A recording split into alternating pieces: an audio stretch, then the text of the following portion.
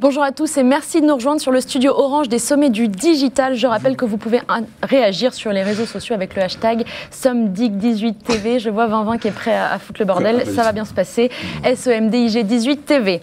Donc, nous allons parler des valeurs dans les boîtes. On va voir si ça existe. Pour en parler, je garantis, ça va être très compliqué ce plateau.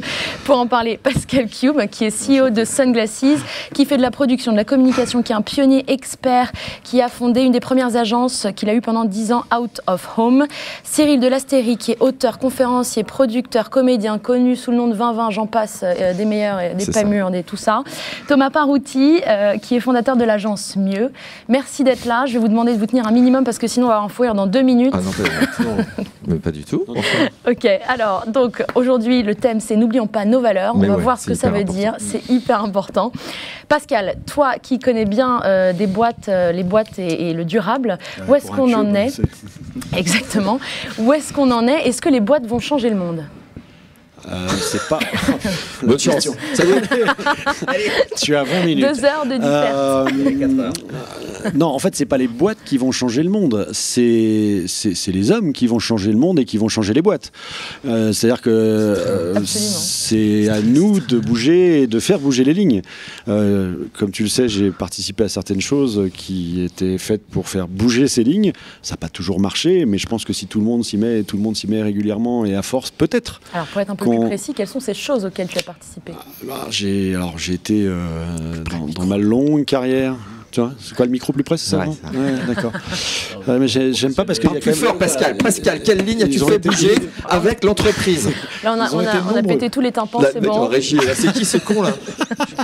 Il m'a dit parce que je mets loin parce qu'il y a beaucoup de gens qui sont passés avant moi, tu vois. Pardon. Ah, oui. Et donc, en l'occurrence... Allez, je vais prendre les 2 dernières en termes d'implication entrepreneuriale.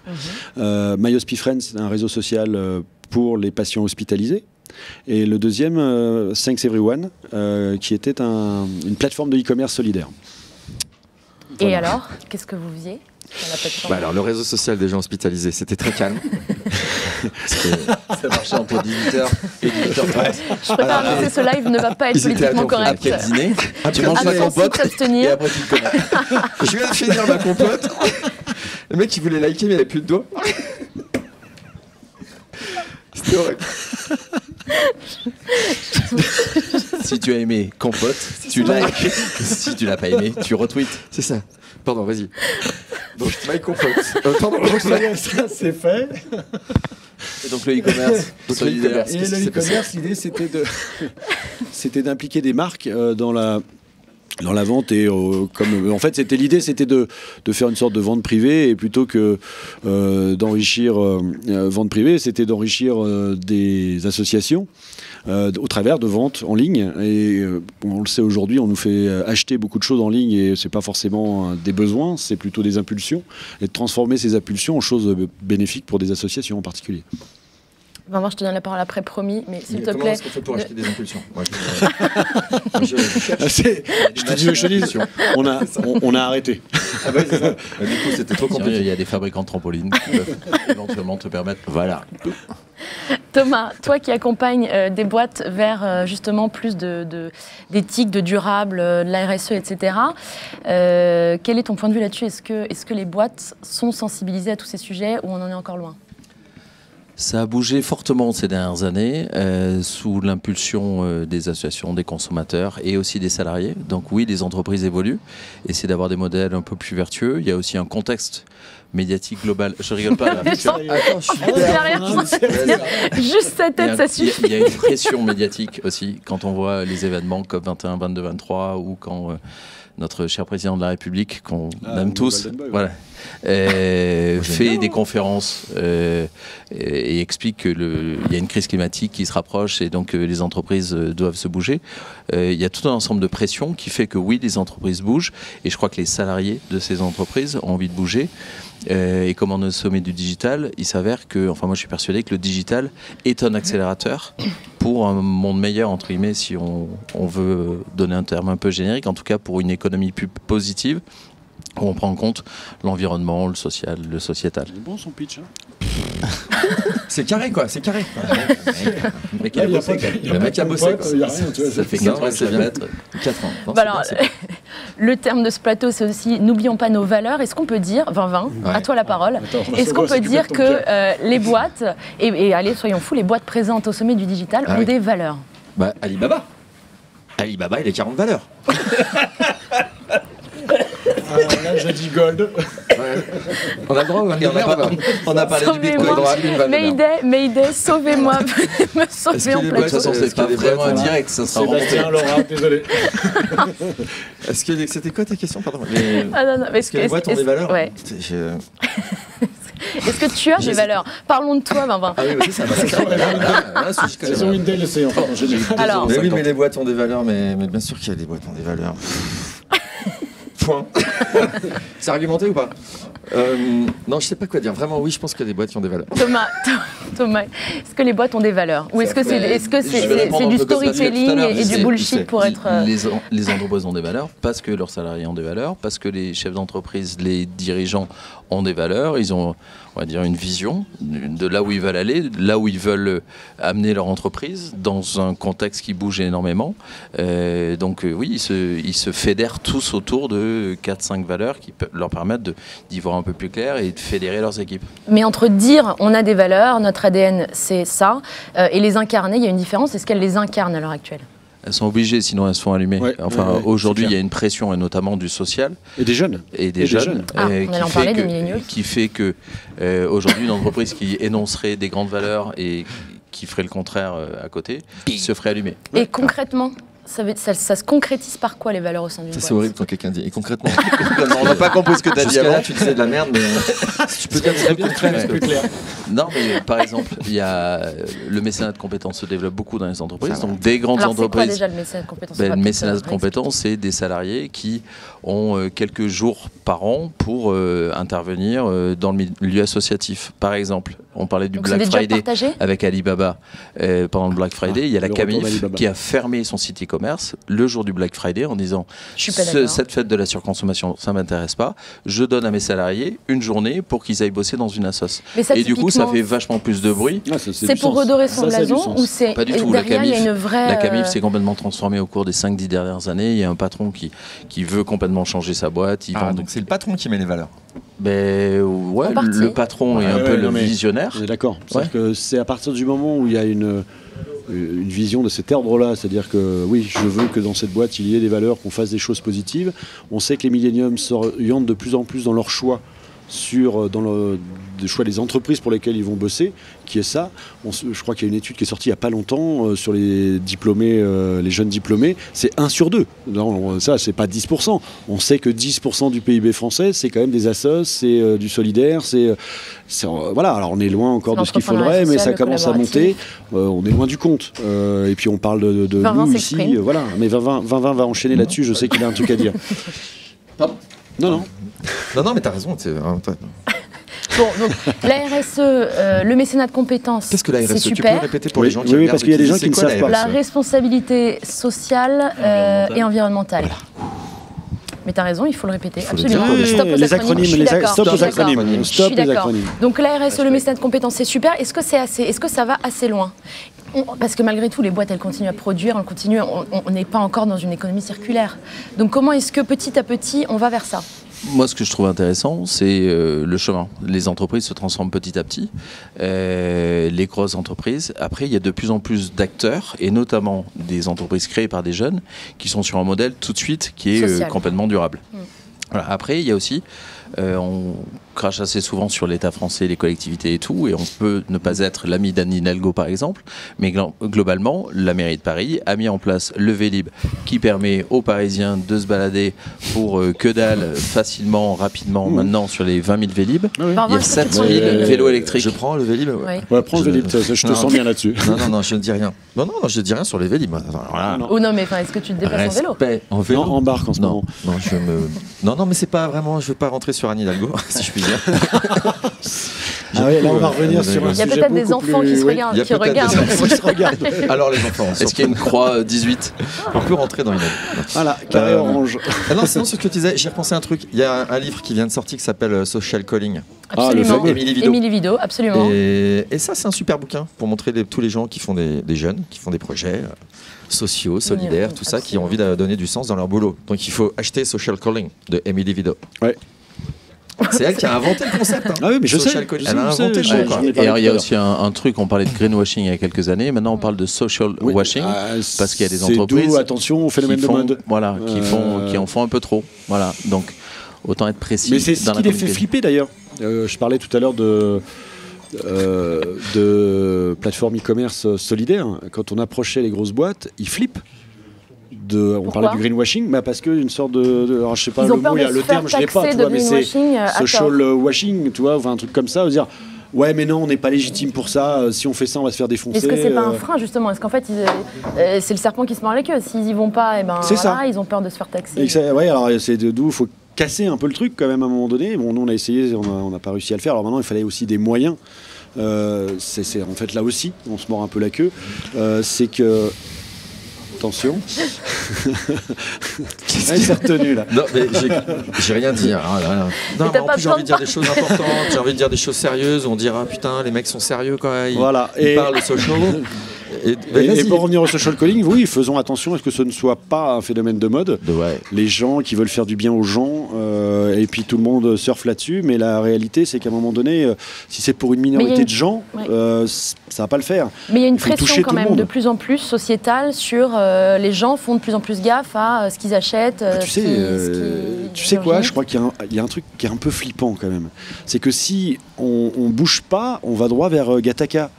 Alors Gattaca, c'est un film qu'il faut absolument regarder. Il y en a d'autres, hein, mais Black Mirror. J'ai pas compris le rapport. Black Mirror. Là, je te sens bien là sur Black Mirror. Black Mirror, tout. Vas-y, lance-moi. Mais Gattaca, j'ai pas compris. Vas-y, explique. Gattaca, c'est-à-dire qu'on vive dans une société toute blanche. Je fais un résumé. D'accord. Je vais pas faire le reveal. Aseptisé, nickel. Voilà. Oui, et puis où tout.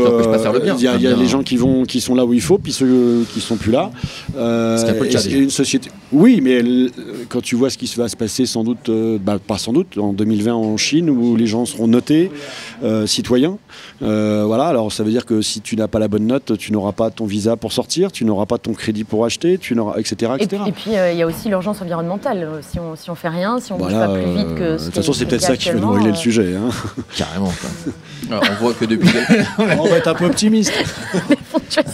L'urgence. Carrément, mais tellement. Je suis hyper d'accord avec ce que tu viens de dire. Non, mais après, ce qui se passe, c'est que les entreprises transforment aussi la façon dont ils produisent, inventent de nouveaux produits. Et après, l'élément écolo, l'argument écolo, il porte très rarement. C'est-à-dire que le commerce équitable plafonne depuis 10 ans à 5-10%, parce que les gens n'ont pas envie d'acheter un produit juste pour donner quelques centimes de plus. Du coup, il faut que les produits soient hyper compétitifs, et aussi compétitifs que des produits qui n'ont pas d'argument écolo. Exemple, les chaussures. Exemple de boîtes qui auraient revu leur process, leur mode de production. Qui est une marque de shoes, je porte pas de chaussures, mais que certains connaissent. T'as des Veja? Ah ouais, tu vois, je suis dans le social calling aussi. Bien sûr. Voilà, les gens choisissent Veja parce que c'est des baskets cool, et 80% des gens qui achètent une Veja pour la première fois ne savent pas que c'est fabriqué dans des conditions sociales très acceptables au Brésil, que les produits sont bio, etc. Donc c'est parce qu'elles sont cool, et c'est pour ça que ça avance aussi progressivement. C'est que tout le monde a pris conscience que c'est bien beau d'être écolo, mais avant tout, il faut être mieux disant que le concurrent d'à côté. Malgré tout, aujourd'hui, on a quand même deux mondes relativement peu poreux. L'entrepreneuriat social d'un côté, le collaboratif, etc., les conspirateurs positifs, pour reprendre le concept de l'Institut des futurs souhaitables de Mathieu Baudin, que je ne citerai pas. Et de l'autre côté, le monde corporate. Et même si certaines boîtes revoient leur mode, leur process, etc., leur mode de production, il existe des solutions formidables d'un côté, d'un petit écosystème qui essaye un peu de survivre avec des business models parfois un peu bancals, et de l'autre... Qu'est-ce que tu veux nous dire, Laura Jen? Et de l'autre, le corporate. Et est-ce que ces mondes-là se parlent suffisamment? De plus en plus. Comme le monde des startups et des grands groupes se parle de plus en plus, et maintenant on commence à parler de corp-up, c'est-à-dire de structures qui sont dans des grosses boîtes, dans des corporates, mais qui sont des startups. Et ça, qui internalisent des startups. Les jeunes veulent bien y aller parce que c'est un peu une startup cool, et c'est un peu tranquille. Je serai payé tous les mois parce que c'est une corp-up. De la même façon, le sujet du green, de l'économie sociale et solidaire est de plus en plus approché par les grandes entreprises parce qu'elles doivent se bouger et qu'elles voient bien qu'elles sont incapables d'innover. Donc l'innovation, elles vont le chercher à l'extérieur. On parle de plus en plus non plus des consommateurs mais des consommateurs. On dit souvent que le meilleur vote c'est le vote de la carte bleue. Est-ce que ça se vérifie avec les boîtes? Est-ce que les boîtes elles ont des pertes parce que les gens considèrent qu'ils ne sont pas assez éthiques, assez responsables, etc., qui polluent? 2020, je sens que tu as envie de répondre. Oui, j'ai envie de répondre. Et je vais répondre que j'ai une appli qui s'appelle Yuka que j'adore. Bien sûr. Tu connais Yuka? Non, justement, allons-y. Tu fais les courses, tu scannes le code barre du produit et là ils te disent si c'est pourri, s'il y a des produits toxiques dedans, tout ça. Et moi du coup, j'achète plus. Et avec carte bleue, pouvoir de carte bleue. Et c'est une catastrophe parce qu'on s'aperçoit qu'il y a énormément de produits qu'on bouffe, qu'on file à nos enfants. J'en ai pas encore, mais qu'on file aux enfants, qui contiennent des produits nocifs. Voilà, qui contiennent des produits nocifs, voire cancérigènes, et c'est une catastrophe. Et ça responsabilise le consommateur. Mais en conscience. D'accord, donc tu continues à consommer du Nutella. Ce midi, je vous ai préparé des OGM, les enfants. C'est ça. C'est déconseillé avec un peu et on va mettre un peu de Nutella, comme ça, un peu d'huile de palme. On salue François et Marie et Julie qui ont fondé Yuka et la team. Ah je les salue. Salut Yuka, je ne connais pas. Mais... Et ils vont bientôt se mettre aux produits cosmétiques et aux produits ménagers, pour information. Ça c'est cool. Ce qu'il faudrait, c'est qu'ils se mettent dans des lunettes, parce que truc, on n'a pas besoin de tenir le truc. Les Google Glass. Je dis Yuka, des Google Glass. Je dis pour aussi. L'alimentation est souvent le premier sujet qui intéresse les familles et notamment. Il s'avère qu'au moment de la première grossesse, il y a beaucoup de foyers qui commencent à switcher sur du bio. Et le deuxième sujet, c'est de la cosméto, c'est-à-dire j'ingère, donc je fais gaffe, et je me le mets sur le visage, donc je fais gaffe. Et après, c'est le textile. Mais le textile, c'est hyper loin parce que c'est... Non, mais on est encore... Mais il y a de plus en plus de marques éthiques. Et après, Rana Plaza, il y a eu une petite sensibilisation, mais sur l'industrie du textile et de la mode, on est quand même dans de la surconsommation par définition, parce qu'il faut changer de t-shirt cool tous les 6 mois. Donc textile, il y a du boulot. Moi, je me change rarement. C'est ça l'odeur. Alors on en a parlé tout à l'heure, on parle souvent de la génération Y, des millennials qui ont besoin de sens, qui sont prêts à gagner moins s'ils travaillent dans des boîtes qui les comblent, qui donnent du sens. J'en perds mes mots, vous me déstabilisez. Est-ce que les jeunes... C'est une journaliste de renom, Laura Jen. Est-ce que les jeunes, ils sont pour beaucoup dans ce virage vers plus de sens, vers la RSE, etc. dans les boîtes? C'est quoi la question? Est-ce que ce sont les jeunes qui vont bouger les boîtes? Exactement, merci pour faire beaucoup plus court. Je passe. Je sais pas. Thomas? Non, mais je suis indépendant, moi je suis tout seul. Pas de jeunes. Les jeunes, oui, mais après il y a aussi une lame de fond, une pression des autres. Des autres des autres. Je suis du Sud-Ouest. Des autres parties prenantes. Et par exemple, des actionnaires. Non, mais la tendance là qu'on voit depuis 1 an ou 2, c'est quand même les actionnaires qui font gaffe à la notation extra-financière, à la position de la boîte, à son engagement RSE. C'est de plus en plus important.